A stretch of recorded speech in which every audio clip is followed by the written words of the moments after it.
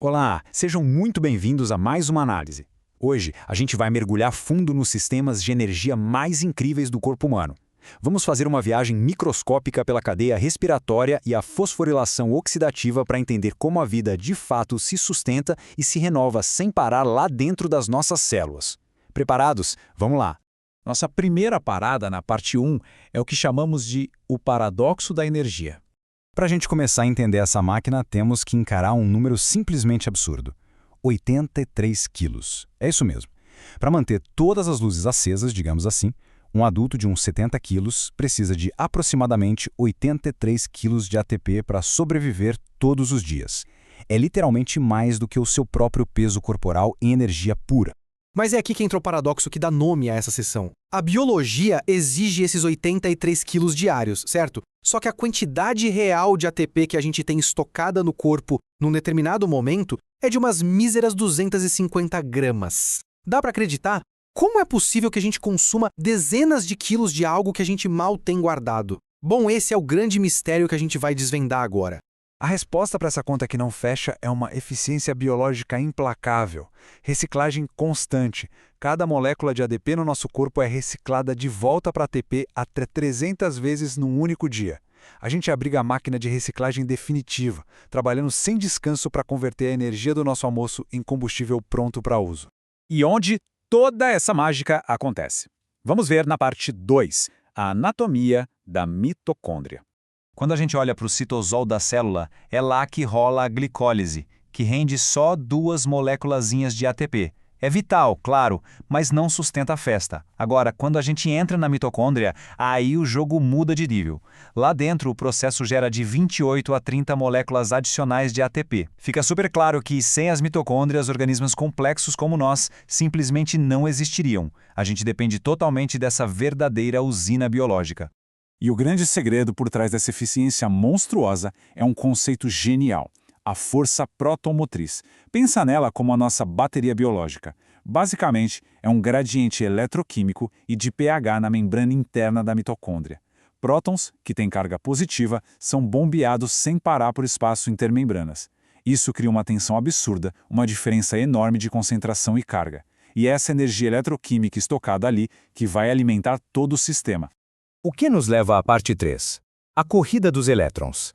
Mas como esses prótons são empurrados para carregar essa bateria final? O motor disso tudo é a termodinâmica, fria e precisa. Observando os potenciais padrão de redução, a gente entende por que os elétrons se movem. Eles fluem literalmente ladeira abaixo. Eles saem de potenciais negativos, lá nos complexos 1 e 2, e descem até o aceptor final, lá no complexo 4, o oxigênio. Como o oxigênio tem o maior potencial de redução da área, com mais 0,82 volts, ele age como um ímã gigante, puxando os elétrons com uma força irresistível por toda a cadeia. É exatamente como uma corrida de revezamento em altíssima velocidade, onde o bastão é o elétron. Olha que fascinante. Os complexos 1 e 2 recebem os elétrons logo de cara. Daí, a coenzima Q, que é supermóvel, pega esses elétrons e corre pela membrana até o complexo 3. Na sequência, o citocromo C entra em ação, pega o bastão e entrega lá no complexo 4. E a linha de chegada é a entrega final para os braços do oxigênio, o que acaba formando água. Agora, vamos fazer umas contas na parte 4, a matemática dos prótons. Com a corrida dos elétrons a todo vapor, a gente consegue rastrear direitinho quanta energia está sendo guardada. Cada vez que o bastão passa, as proteínas usam energia para bombear prótons. O placar é o seguinte: o complexo 1 lança 4 prótons, o complexo 3 mais 4, e o complexo 4 envia 2. Mas tem um detalhe aqui que é o pulo do gato. O complexo 2, ele até recebe elétrons do FADH2, mas não consegue bombear nenhum próton. Zero. Isso afeta drasticamente a energia que a gente consegue no final, dependendo da porta por onde o elétron resolveu entrar. E como esses números se transformam na energia que a célula tanto precisa? A conta é limpa e direta. Por cada molécula de NADH que entra no jogo, 10 prótons são bombeados, e a célula precisa que exatos 4 prótons voltem para forjar uma única molécula de ATP. Então, 10 dividido por 4 dá exatos 2,5 ATPs por NADH. Já o FADH2, que entrou mais tarde e só ajudou com 6 prótons, resulta em apenas 1,5 ATP. É pura contabilidade biológica operando com precisão absoluta. Chegamos ao grande clímax microscópico na parte 5, a ATP sintase, a nossa turbina celular.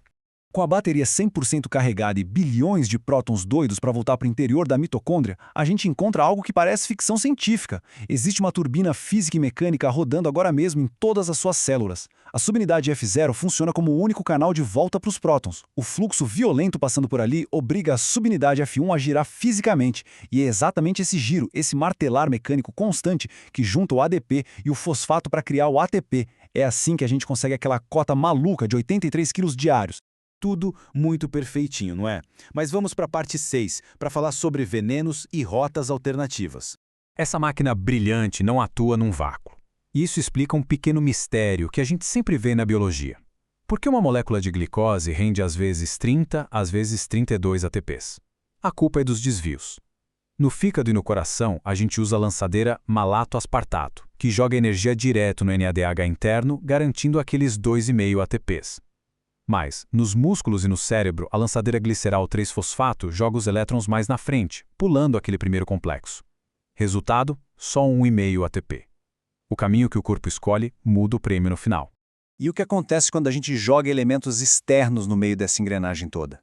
O monóxido de carbono, aquele gás comum em escapamentos de carros, é um veneno poderoso porque ele é um inibidor violentíssimo do complexo 4. É um exemplo clínico aterrorizante de como quebrar a máquina. Funciona literalmente como uma chave de fenda atirada na turbina da célula. O monóxido de carbono traz uma ameaça dupla. Primeiro, ele trava o complexo 4, entupindo a saída dos elétrons e zerando a produção de ATP na hora. E, simultaneamente, ele se gruda na hemoglobina do sangue com uma afinidade imensa, impedindo o oxigênio de chegar nas mitocôndrias. Sem oxigênio para pegar o bastão no fim da corrida, o colapso é de ambos os lados. Sem saída, sem energia.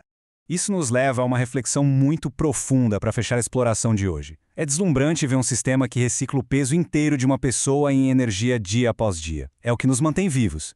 Mas a grande provocação é, como é que uma maravilha biológica dessa magnitude, tão complexa, pode ser derrubada por algo tão simples quanto uma única molécula de monóxido de carbono? Essa vulnerabilidade lembra a gente de como é incrivelmente delicado o equilíbrio químico que pulsa a cada momento para manter a vida funcionando. Pense um pouco nisso da próxima vez que respirar fundo. E com essa reflexão, a gente conclui a nossa análise por aqui. Até a próxima!